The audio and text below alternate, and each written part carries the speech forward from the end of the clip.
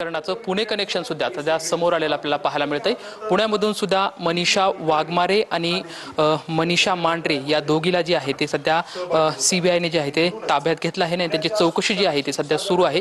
पुण्यातल्या सुखसागरमधल्या गंगा ओशियन सोसायटीमधले ज्यामध्ये मनीषा वाघमारे आणि मनीषा मांढरे या दोघी सुद्धा जे आहेत त्या याच सोसायटीमध्ये राहतात। सध्या आता आपण बघू शकतो की सीबीआयचे जे अधिकारी आहेत ते सध्या आतमध्ये मनीषा मांढरे जे आहे त्याच्या घराची झाडाझडती जी आहे ते सध्या सुरू आहे। आपण बघू शकतो की गंगा ओशियन यावरती 4थ्या फ्लोअरवरती 408 नंबरवरती खरं तर हे मनीषा मांढरे यांचं हे घर आहे।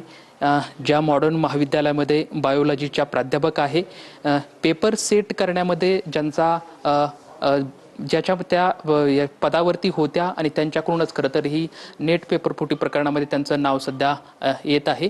गंगा ओशियाना या सुखसागरमध्ये ही जी सोसायटी आहे त्या सोसायटीमध्ये दोघीही मनीषा वाघमारे आणि मनीषा मांढरे हे खरं तर दोघी एकमेकांच्या मैत्रिणी आहेत आणि ज्यांच्याकडून या नेट पेपर फुटी प्रकरणामध्ये दोघींना सुद्धा आरोपी म्हणून सध्या आता सीबीआयने ताब्यात घेतला आहे। त्यांची चौकशी खरं तर गेली सकाळपासूनच मनीषा मांढरेची जी आहे ती चौकशी जी आहे ती या ठिकाणी सुरू आहे। काय निष्पन्न निघतंय, काय या सर्व चौकशीमधून घरातून काही प्राप्त होतंय का हे पाहणं तितकंच महत्त्वाचं आहे। मात्र गेली सकाळपासूनच या मनीषा मांढरेच्या घरी ही चौकशी सध्या सुरू असलेला आपल्याला पाहायला मिळतंय। कॅमेरामॅन सुशांत राऊत सोबत लक्ष्मण जाधव, ट्यून मराठी, पुणे।